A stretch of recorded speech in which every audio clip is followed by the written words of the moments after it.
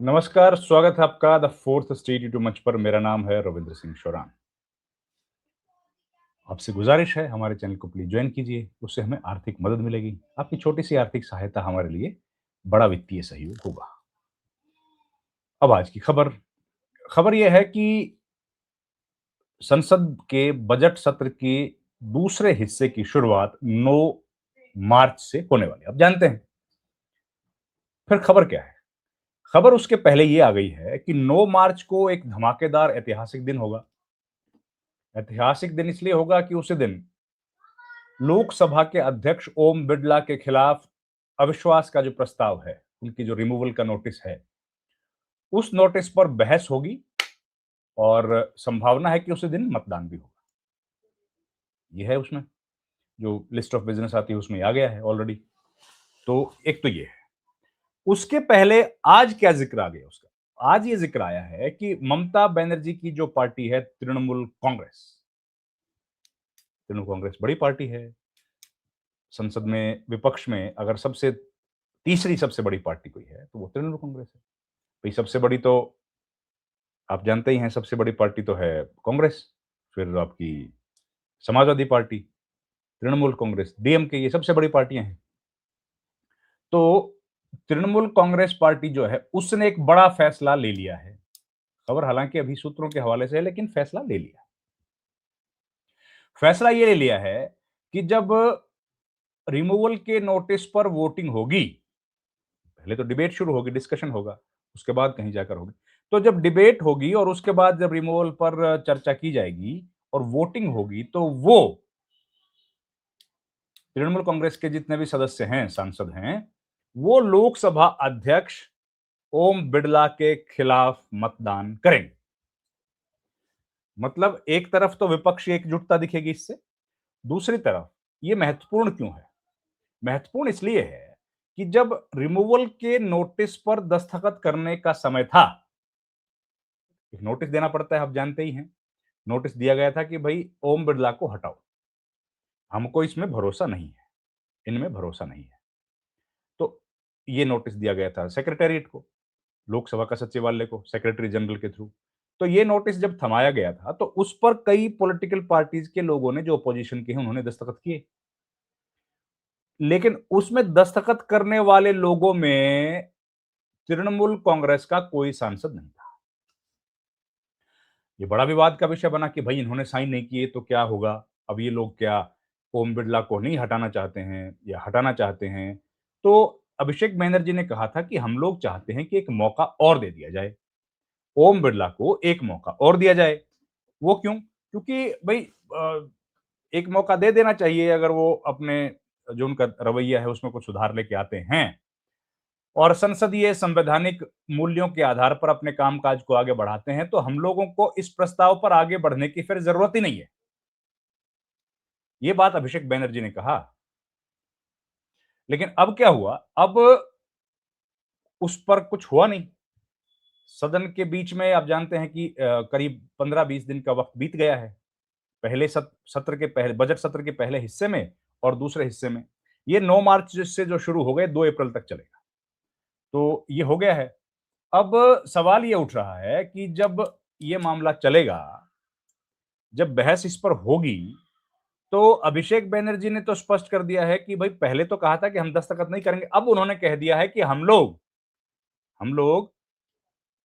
Removal के प्रस्ताव के पक्ष में वोट डालेंगे। मतलब ओम बिरला के खिलाफ वोट डालेंगे, मतलब सरकार के खिलाफ हम लोग मतदान करेंगे।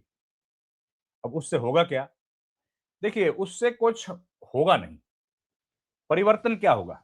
परिवर्तन, एक तो विपक्ष की एकजुटता सामने आएगी। जैसे मैंने आपको बताया, इंडिया गठबंधन जब से बना है तब से लेकर अभी तक, जब से बना है तब से लेकर के अभी तक विपक्ष इंडिया गठबंधन के तौर पर जो सक्रियता के साथ काम कर रहा है, लोकसभा चुनाव में बना था। और लोकसभा के भीतर लगभग हर मुद्दे पर तमाम पॉलिटिकल पार्टीज एक मत एकजुट दिखाई दी है, सब एकजुट रही हैं। तो ऐसी स्थिति में जब सब एकजुट रही हैं, तो ऐसे में एकजुटता का परिदृश्य एक बार फिर से दिखाने को मौका मिलेगा। आप याद कीजिए इसके पहले जब राहुल गांधी की लीडरशिप में चुनाव आयोग का घेराव करने के लिए लोकसभा राज्यसभा के सभी दलों के विपक्षी दलों के सभी सांसद जब उतर गए थे, करीब 300 सांसद, तो ये बहुत बड़ी खबर बनी थी। एकजुटता का परिचय था वो।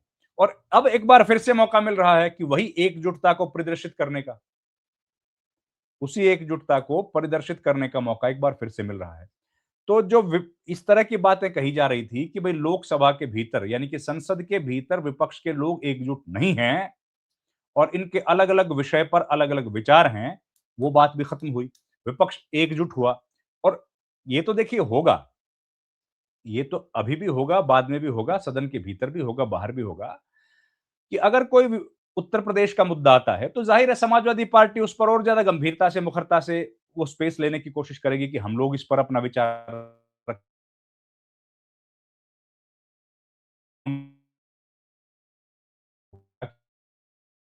की जो कॉन्स्टिट्यूएंसी है उसको एड्रेस कर पाएँ। के साथ मजबूती के साथ ममता बनर्जी हमको रखती हुई दिखेंगी और हो सकता है उनका विचार कांग्रेस पार्टी से अलग भी हो और जब डीएमके अपने विचार से फैसला करेगी क्योंकि हो सकता है डीएमके का विचार कांग्रेस पार्टी से अलग हो।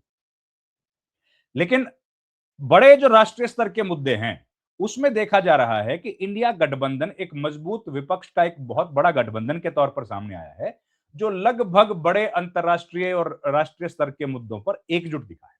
और ये एकजुटता कहीं न कहीं बीजेपी के लिए और सत्तारूढ़ एनडीए के लिए परेशानी का सबब बनती हुई दिख रही है।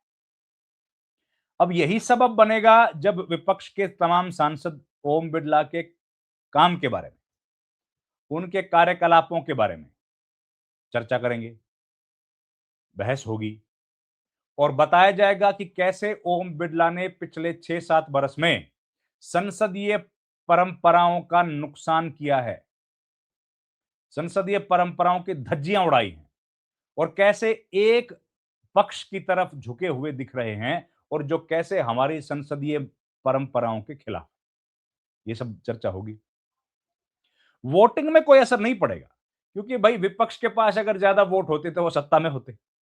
जाहिर है विपक्ष के पास तो वोट कम है और वोट कम है इसीलिए वो विपक्ष में है। लेकिन ये एक बड़ा ऐतिहासिक दिन होगा जब सदन के भीतर संवैधानिक तौर पर एक बहुत बड़े पद पर बैठने वाले ओम बिड़ला जो कि स्पीकर हैं, हमारा जो ऑर्डर ऑफ प्रेसिडेंस है आप जानते हैं, उसमें राष्ट्रपति, उपराष्ट्रपति, प्रधानमंत्री, स्पीकर, ये सबसे ऊपर के स्तर पर आने वाले लोग हैं। मुख्य न्यायाधीश, देश के मुख्य न्यायाधीश और उस व्यक्ति के खिलाफ अगर इस तरह का प्रस्ताव आ रहा है, तो आप बताइए 235 सदस्य हैं इंडिया गठबंधन के और कई कुछ अनअटैच्ड भी हैं। अगर उन लोगों को सदन के स्पीकर पर, सदन के अध्यक्ष पर भरोसा ही नहीं है, तो किस मॉरल ग्राउंड पर लोकसभा के अध्यक्ष कार्रवाई चलाते हैं? सवाल तो खड़े होंगे और उनका पक्षपातपूर्ण रवैया क्या बदलेगा? क्योंकि इसी तरह का एक नो कॉन्फिडेंस मोशन या रिमूवल का नोटिस दिया था जगदीप धनखड़ के खिलाफ भी। जगदीप धनखड़ को हटाया जाए, हालांकि वो एक्सेप्ट नहीं किया गया था कुछ टेक्निकल इश्यूज के चलते, उनको हटाने का प्रस्ताव स्वीकार नहीं किया गया था। लेकिन उस प्रस्ताव के आने के बाद से विपक्ष का कहना है कि जगदीप धनखड़ के काम करने के तरीके में काफी बदलाव देखने को मिला था। तो क्या इस प्रस्ताव पर जब बहस होगी तो देखने को मिलेगा और ओम बिड़ला उसकी अध्यक्षता, उस सत्र की अध्यक्षता नहीं कर पाएंगे, उन सत्रों की अध्यक्षता नहीं कर पाएंगे जब उनको हटाने के प्रस्ताव पर सदन के भीतर बहस चलेगी। तो ओम बिड़ला अपने चैम्बर में बैठकर देखते रहेंगे कि भाई कौन सांसद मेरे बारे में क्या बोल रहा है, किस पार्टी का क्या रुख है। लेकिन ये बहुत महत्वपूर्ण और एक ऐतिहासिक डिबेट होने वाली है जो विज्ञा ये क्या पॉलिटिकल साइंस, राजनीति शास्त्र, सोशल साइंस, पब्लिक एडमिनिस्ट्रेशन, संविधान, इनके छात्रों को जरूर उसको गंभीरता से देखना चाहिए। उसके जो आउटकम्स होंगे वो तो सबको मालूम पड़ ही जाएंगे। लेकिन सत्ता पक्ष की जीत तो उसमें तय है, उसमें तो कोई बहस नहीं है। व्हिप इश्यू भी कर दिया गया है, तो व्हिप को फॉलो करना पड़ेगा सबको। तो लेकिन बहस बड़ी रोमांचक होगी और सबको देखनी चाहिए। इस वीडियो में इतना ही। आपसे रिक्वेस्ट है कि हमारे चैनल को आप प्लीज़ जॉइन करें, शेयर, लाइक और सब्सक्राइब करें हमारे चैनल को। और अगर आप कोई विषय चाहते हैं हम बहस करें, जिस आपके सामने पेश करें, तो ज़रूर आप हमें कमेंट बॉक्स में बताइए। आपका बहुत-बहुत धन्यवाद। Thank you very much. नमस्कार।